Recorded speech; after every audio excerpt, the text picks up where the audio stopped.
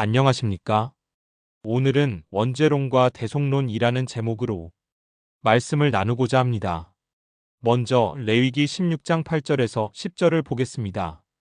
그 수점소 두 마리를 놓고서 제비를 뽑아서 주에게 바칠 염소와 아사셀에게 바칠 염소를 결정하여야 한다. 아론은 주의 몫으로 뽑힌 수점소를 끌어다가 속죄제물로 바치고 아사셀의 몫으로 뽑힌 수점소는 산채로 주 앞에 세워두었다가 속죄제물을 삼아 빈들에 있는 아사셀에게 보내야 한다. 이어서 21절과 22절을 보겠습니다. 살아있는 그 수점소의 머리 위에 두 손을 얹고 이스라엘 자손이 저지른 온갖 악행과 온갖 반역행위와 온갖 죄를 다 자백하고 나서 그 모든 죄를 그 수점소의 머리에 씌운다. 그런 다음에 기다리고 있는 사람의 손에 맡겨 그 수점소를 빈들로 내보내야 한다. 그 수점소는 이스라엘 자손의 온갖 죄를 짊어지고 황무지로 나간다. 이렇게 아론은 그 수점소를 빈들로 내보낸다. 이렇게 기록되어 있습니다. 히브리인들이 가장 거룩한 날로 여기는 대속죄일에 대한 기록입니다. 유대력으로 7월 10일인데 이날 대제사장은 지극히 거룩한 장소라는 뜻을 가진 지성소에 들어가서 백성을 위한 속죄의식을 집행합니다. 지성소에는 십계명이 담긴 법궤가 들어 있었습니다. 하나님의 임재를 상징하는 성막의 중심이고 사람으로 말하면 심장과 같은 곳이라고 할 수 있습니다. 1년에 단 한 번 대제사장이 대속죄일에만 들어갈 수 있는 이곳에서 대제사장은 먼저 자신을 정결하게 하는 제사를 드리고 이어서 백성들의 죄를 속죄하는 제사를 드렸습니다. 그런데 특이한 것은 아사셀이라는 광야의 신을 위한 제사를 이날 함께 집행했다는 것입니다. 하나님 이외에 다른 신을 위한 제사를 드린다는 것은 유일신 신앙을 가진 이스라엘에 합당한 일이 아닙니다. 아마도 유일신 신앙이 확립되기 전에 이스라엘에 유입된 이방 종교 문화의 흔적이었을 것입니다. 유일신 신앙과는 어울리지 않는 이 종교 문화에 대해서 초기 기독교인들은 예수님과 연관지어 적극적으로 해석했습니다. 요한복음 1장 29절을 보겠습니다. 다음 날 요한은 예수께서 자기에게 오시는 것을 보고 말하였다. 보시오, 세상 죄를 지고 가는 하나님의 어린 양입니다. 이렇게 기록되어 있습니다.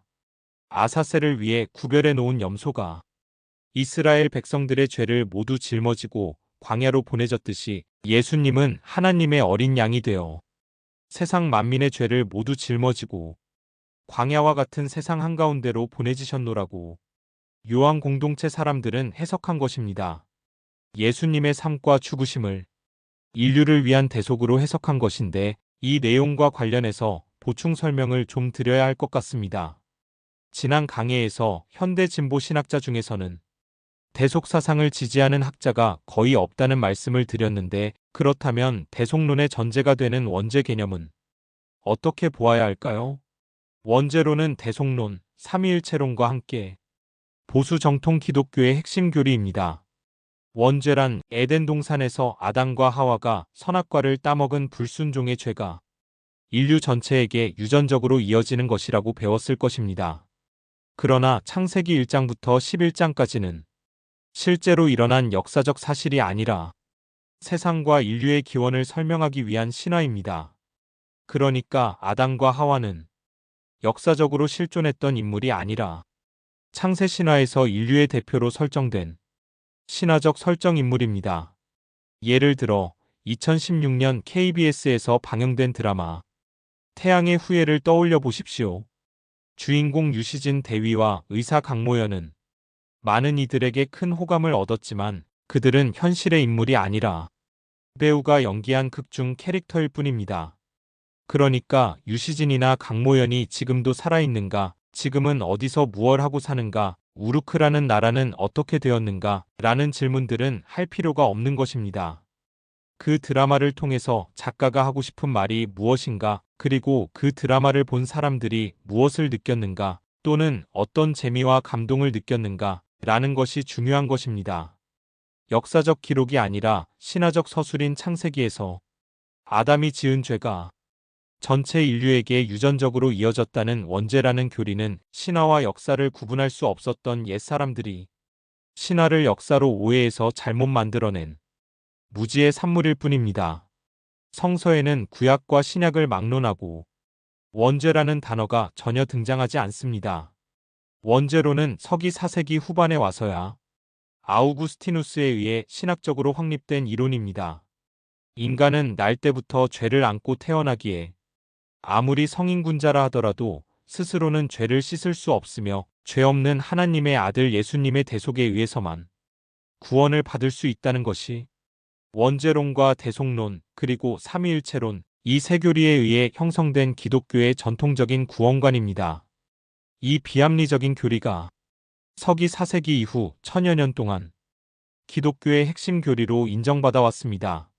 하지만 그 교리들은 예수께서 활동하고 돌아가신 지 300년 이상 지난 후에야 기독교의 정통교리로 인정받은 것입니다.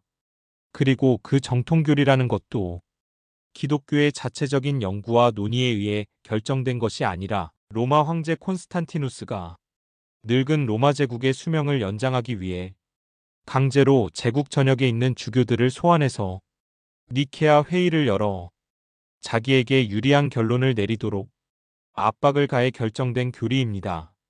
이렇게 해서 결정된 매우 배타적이고 독선적인 교리는 르네상스가 일어나기 전까지 천여 년 동안 가톨릭 교회에 의해 고수되었고 종교개혁 이후 개신교의 주류 세력도 이들 교리만큼은 그대로 이어받았습니다. 그러니까 콘스탄티누스 이전 300년 동안은 오늘날과 같이 진보와 보수를 아우르는 다양한 기독교회가 존재했고 치열한 사상 경쟁이 있었는데 그 모든 것이 콘스탄티누스의 정치적 의도에 의해서 결정되고 정리되었던 것입니다. 이 문제에 대해 더 자세히 알고 싶으신 분은 제가 지은 책 소설 콘스탄티누스를 참고해 주시기 바랍니다. 이 책은 인터넷에 있는 저의 글방 그러니까 다음 카페 류상태 글방에도 올려져 있어서 누구나 아무 제약 없이 전체 내용을 보실 수 있습니다. 오늘은 여기까지 하겠습니다. 고맙습니다.